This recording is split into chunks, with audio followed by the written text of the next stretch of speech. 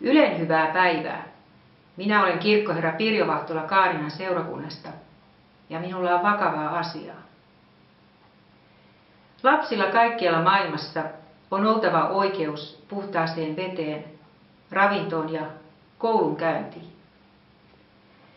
Haastan siis kaikki Kaarinan johtajat valitsemallaan summalla osallistumaan nenäpäiväkeräykseen ja puolestaan haastamaan omat työyhteisönsä mukaan kampanjaan.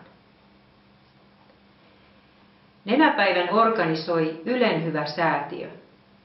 Keräystuotto käytetään lasten koulutukseen, perheiden ja yhteisöjen vahvistamiseen sekä terveyden ja hyvinvoinnin edistämiseen Afrikassa ja Aasiassa. Kiitän huomiostanne.